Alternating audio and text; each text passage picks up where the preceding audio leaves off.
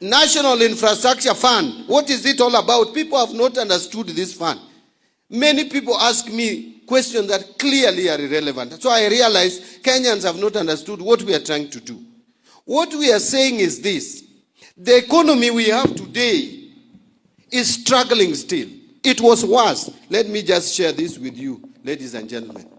When I got into this ministry, and I'm sure many of you followed, I lost weight terribly.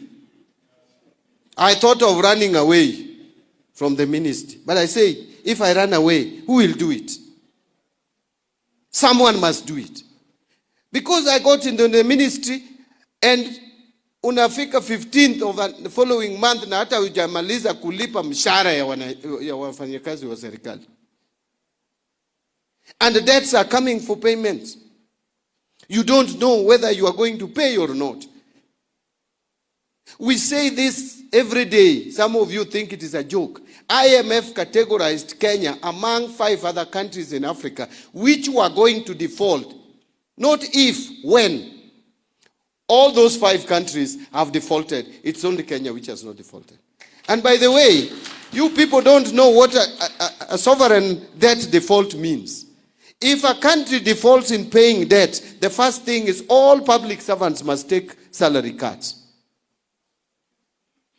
For us to be bailed out by IMF, World Bank, they will come and tell us, okay, you have found yourself in a mess. We have to clean you. You are dirty. To clean you, you start with yourself. Everybody, 50% pay cut. You must rationalize. Some of the staff must go home. The chiefs, if you have 10,000 chiefs, 5,000 to go home, only 5,000 remains. I'm giving just example. MCAs, you have 1,450 wards, reduced by half. You have 290 constituencies, reduced by half. I'm giving you what probably would have happened to Kenya if we defaulted. It was terrible. We were in a bad situation. But we have, in my view, and don't doubt this, we have come out of that problem. Because even IMF have said, okay, hii mmeponyoka. Tumeponyoka. That is why the government which was there before, we reached 2024, February. Eurobond is coming up for payment of 260 billion in June. And there was no plan put in place because the government that was there knew they were leaving anyway. So they didn't care. Fortunately for this government, and I say God loves this government. Hata kama unasema one term, hiyo ni yako, hiyo ni ya shetani. Mungu anapenda hii serikali, we will have 2 terms. And I will tell you why. Something that no one ever expected. The market opened and this government went to the market, got another Eurobond and refinanced the other Eurobond. It was luck. I will tell you, it was not any economic magic. It was luck for the country of Kenya. But that luck, we didn't want it to extend further. That is why last year, in February, March, because we were aware that another Eurobond is coming up for payment in 2027, May, just a few months to election. Another huge one. We decided to deal with it earlier. And we managed it. That risk was taken out. In September, again we dealt with 2028. We didn't want to behave like the other government, which decided to leave the rest hiyo watajisort after uchaguzi. We could have also thought the same and say 2028, hiyo ni mbali. Sitakuwa after uchaguzi. No. This government has taken a proactive approach and has managed the liability of 2028. So the only risk now we have is 2031. 2031, we have moved from the possible default to 2031. That we will still deal with. So, ladies and gentlemen, msisema hii serikali hakuna kazi inafanya. Is it because maybe we are not sharing with you the challenges we are going through? And those challenges must be dealt with. And God has put me in this position as one of the key persons to deal with this. I must help. I must work for the people of Kenya. So I was explaining that now we have an economy that is growing at 5%. Let me tell you, with the number of population, with the population growth we have in Kenya, and the number of Kenyans coming out of colleges and universities, who are well-trained, educated, who have basically taken all our wealth. Those of us who have ng'ombe, you have exchanged your ng'ombe with a certificate. Sindio? If that certificate becomes useless, then you go into abject poverty. That certificate needs to translate into something. If it is now your wealth, these people should be employed. They need jobs. Kenya will not create enough jobs for our youth if we don't grow at 7% or 7.5%, the economy. But for us to grow the economy, we cannot stay with the infrastructure we have today. We cannot be complacent with the infrastructure we have today. You are all complaining about roads. We must access the markets. If you have a motorbike, you want to get your wares or whatever it is, mboga, you rush to the market and in the next 30 minutes you are there. You don't want to take 6 hours where you should take 5 minutes, 30 minutes. So roads. Irrigation. This country cannot feed itself by relying on the generosity of God all the time.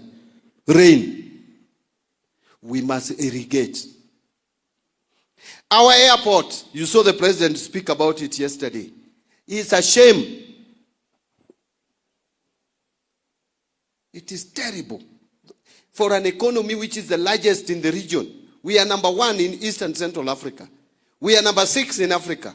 Only defeated by South Africa in the south, Nigeria in the west, and Egypt, Algeria, and Morocco in the north. Then you have such an airport. And yet Ethiopia has better airports. And that now Rwanda, a tiny country like this, has a better airport. We are losing our advantage as the regional logistic hub of this region. Just because of some politics. I'm trying to be very polite, you know. Sometimes I don't want to call it idiocy. But again, that is what it is. So, how do we do these things? I know, can we tax you to do airport? Do you want to pay more taxes? If you want to pay more taxes, put up your hand. So, if you don't want to pay more taxes, and I also agree with you, I don't want to pay more taxes. And imagine, I don't want to pay more taxes. What about you? Number 2, do you want us to continue borrowing more and more to do these things? So if those two, if you have closed those two, where do we get money to do the airports? We can go PPP, but PPP has risks. You know, every public infrastructure has risk. If we have to do roads and toll them, there is risk. If we have to do airport, there is risk. If we have to do water and irrigate, there is risk. So to reduce that risk, government should put in some money and then we invite the private sector. If the cost of doing airport is 200 billion and the government puts 50 billion, we can now reach out to institutional investors and tell them we have already put our 50 billion and this project is profitable. We do the design and we convince them. Then now they bring in 150 billion and we do the airport. And by the way, the airport will pay for itself. That is what we need to do. And that is why we are creating this fund, the National Infrastructure Fund, so that we have a seed capital. This seed money, we will only put it in commercially viable projects. Partner with you, then we free the budgets where we were putting all the roads, all the irrigation, all energy. We free the budget. And the money that we free will now go to education. Will go to health. Will go to social interventions. That is how to work or grow the economy. I know I have a lot to say, but let me now progress to conclude. Irrigation, again, I want to give you one example of irrigation and energy, then I end. Irrigation, this country is food deficient, especially maize production, by about, and I'm happy I'm in Western and Nyanza, without ugali, no food. Ama namna gani, mume change. So, the maize that we consume, we need between 10 million bags and 15 million bags to be food sufficient. Galana Kulalu, we have done an experiment. We have just harvested on 1,500 acres. What we need in Galana Kulalu is a dam of 40 billion maximum. It's between 30, 40 billion. If we do that dam, we are going to irrigate 200,000 acres. And this is what 1 acre has produced in Galana Kulalu. 30 to 35 bags. Take the lowest, 30 bags. And you can now plant twice because you are irrigating. So in a year, 60 bags. Times 200,000 acres, 12 million bags. You have already sorted out the food situation in the country. And this is achievable. Why don't we do it? Lastly,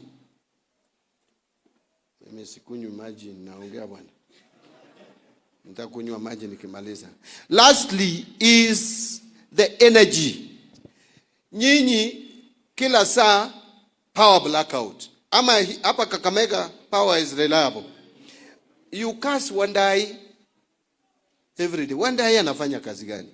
Where, you know, Kenya, we generate only 3,000 megawatts. But we need no less than 10,000 megawatts. We need to generate more power. And power can pay itself. You are paying power. Unaanza, you are in your workshop. You have a tender of 100,000. You are competing with the time to complete your tender. Then stima imeenda. It's affecting business. We want to generate more power in this country. At least 10,000 megawatts. To be able to sustain a progressive and industrial country. We will talk about manufacturing industrial forever. We will not succeed. Even these pipes that the governor talked about will never take off without reliable energy. So that is what we are talking about, ladies and gentlemen. And that is why I want to persuade you. We have formed a company already to manage this fund. We wanted to manage professionally this National Infrastructure Fund. We don't want a fund that will be managed at the National Treasury alone. No, we want a company that is given the responsibility of managing this fund. The projects will be designed, they will be approved, Parliament will be involved, so that we have this fund to solve our infrastructure projects or problems.